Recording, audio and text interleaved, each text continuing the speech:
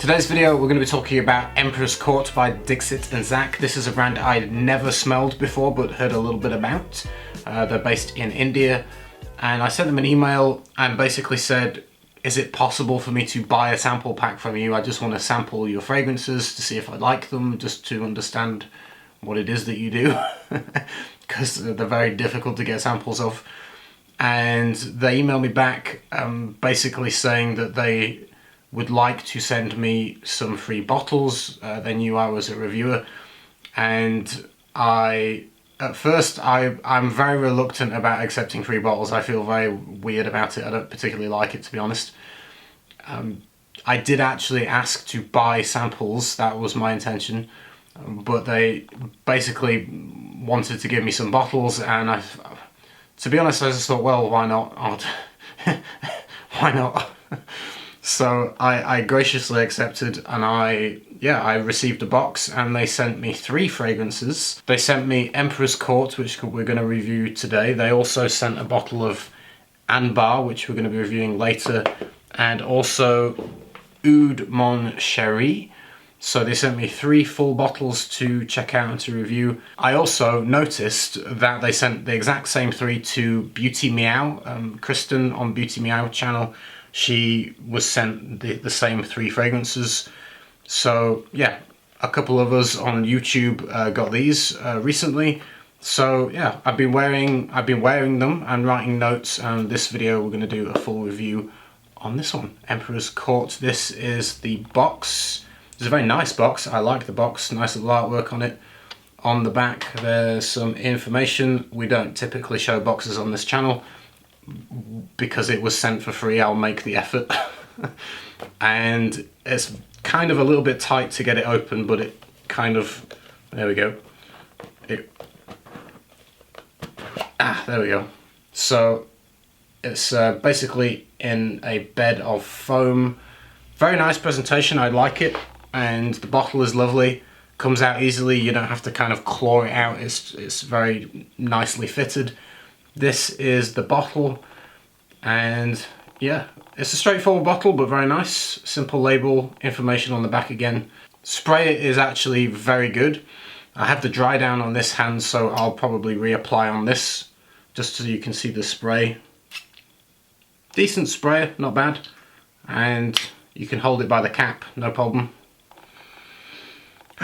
So first of all, I'll read you the notes for this, and then I'll kind of tell you what I get from it. And it's top notes of bergamot, Bulgarian rose, jasmine from North India, jasmine from Egypt, ylang ylang, Turkish rose oil, Indian spices which include saffron, oak moss, pandanus, Himalayan fossil amber, tobacco, frankincense, patchouli, myrrh, labdanum, opopanax, East Indian sandalwood, benzoin, aged Assam oud, Indian oud, vintaged oud from Cambodia, oud from Thailand, vintage oud from Laos, vanilla, musk, and I asked about the musk. The musk is what they described as an in-house musk accord, which uses a combination of genuine deer musk from the musk deer in combination with non-animal musks.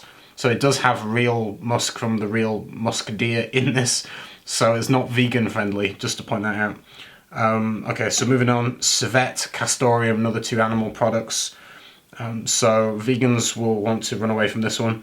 Ambergris, there's 2 kinds of ambergris used. Ambergris that's white in colour and silver ambergris. Those are both the high grades of ambergris. They're very clean, very ethereal, sweet, musky, beautiful. I use white ambergris myself. Silver is just as beautiful. And there's also brown ambergris, which can be a little bit more funky, or a little bit animalic. Different colour ambergris, different grades of ambergris tend to have different kind of scent profiles. Brown can be a little bit more fishy, even sometimes, a little bit more oceanic, kind of raw to it. Whereas the white and the silver tend to be more clean, ethereal, even a little bit sweet and musky. So those are the note listings. When I smell it from the atomizer, I get a beautiful sweetness, I get pinches of saffron, And I'm familiar with saffron recently because I'm cooking with it. I've been learning to cook paella, like traditional paella, and I have a little, little box of saffron that I use to put in the paella, and I crunch it up and mix it in hot water first, and I can smell it before I pour it in the paella. You get a little bit of the saffron when you smell the atomizer like this. It doesn't come out as much on my skin, but you definitely smell it from the atomizer. I get sweet resinous from all the different resins in here that provides a little bit warm cocoon of natural kind of sweetness. Vanilla is listed, but it's not vanilla-y sweet particularly. But you get the resins and you get the oud, you get a mix of florals, you get all of that kind of combining together, which is really very nice. I like smelling it from the atomizer. The ambergris is there as well. It just gives this cocoon bubble of musky kind of ethereal quality to it. You can literally smell that it's full of ambergris when you smell the atomizer, which is cool. I like that. You can tell its quality. When I first apply this one, I get a mixture of the florals and the oud is quite lovely. It's soft. It's not pungent. There is Indian oud in here, but it doesn't have that kind of a little bit more where they over ferment the oud and it goes a little bit blue cheese like. It doesn't have the kind of little bit of a skanky funk that some people don't like in oud. This one is very palatable, very smooth, kind of a cleaner kind of oud,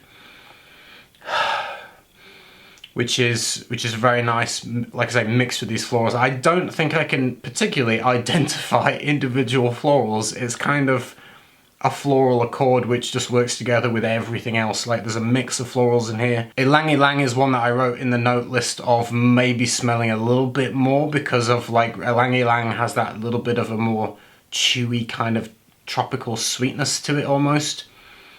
And I kind of get a little bit of that kind of vibe in this, where it's just a little bit more on the sweeter side of the floral. But again, it's very difficult to pick individual floral in this. You're getting a mixture of florals with this very nice, smooth oud accord of different combinations of oud from different regions. The different resins in here just provide a kind of a thicker depth to the fragrance.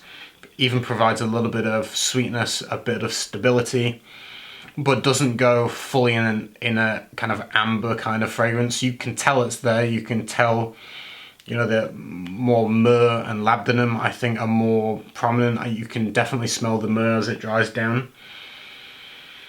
Myrrh can have slightly earthy tones sometimes, and I get a little bit of that from here. But yeah, this kind of resinous quality blends with the oud and the woods and the florals as it dries down, like I say, providing a thicker kind of texture to the fragrance and smooths it out, makes it very kind of rounded. The spices in this one, Indian spices are listed, saffron specifically. I get it more when I smell from the atomizer. You can get the saffron vibe easily when you do that. On my skin, doesn't seem to hit me in the face the same way that I smell it from the atomizer. The saffron seems to be more nuanced or in the background. It's not a spicy fragrance on my skin, but I can easily smell it here, which is interesting. So yeah, when I apply it, I don't massively get saffron. I think nuanced, balanced skin chemistry, maybe some people will get more of that. For me, it's not a spicy fragrance. The resins, the woods, the florals are stronger. They're more easy to kind of smell, I guess. The oud note, well, I'm presuming it's the oud because of the different varieties used. There's a Thai oud in here. There is something that goes just a little bit more on the fruity side of the oud, where it's a little bit sweeter oud rather than, like I say, pungent or barnyard oud. It goes as it starts to dry down.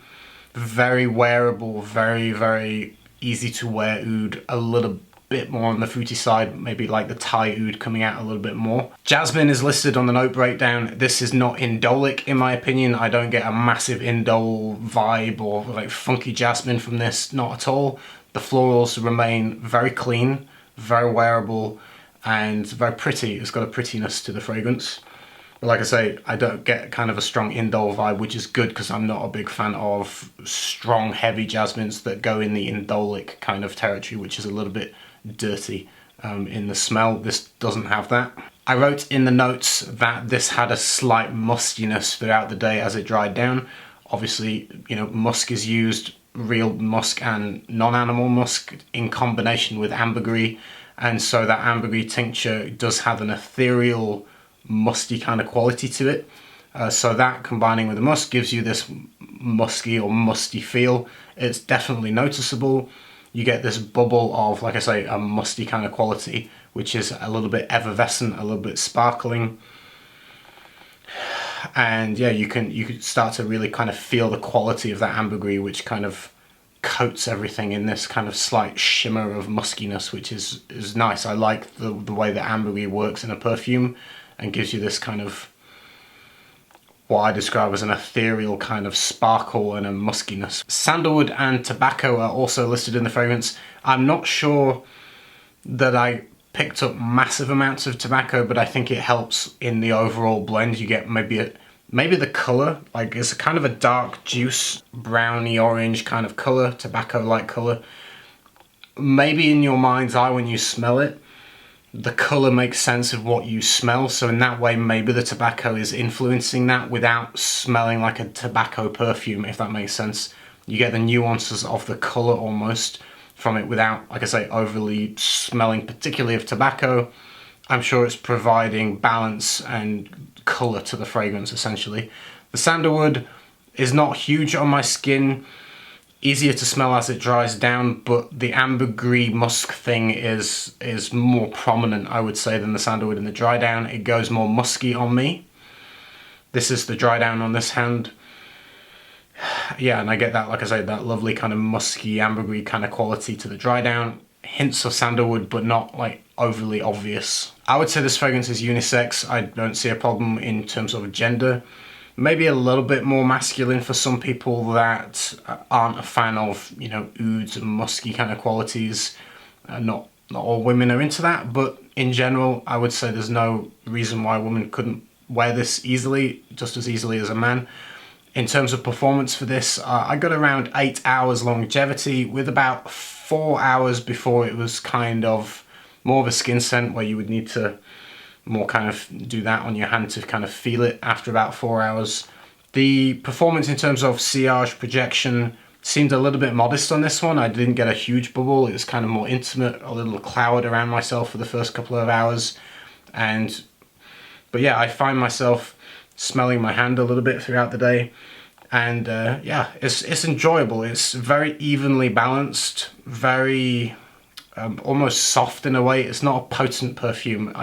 In terms of like blending, of thinking of other brands that use similar quality materials, I'm reminded of people like Garage Ladore.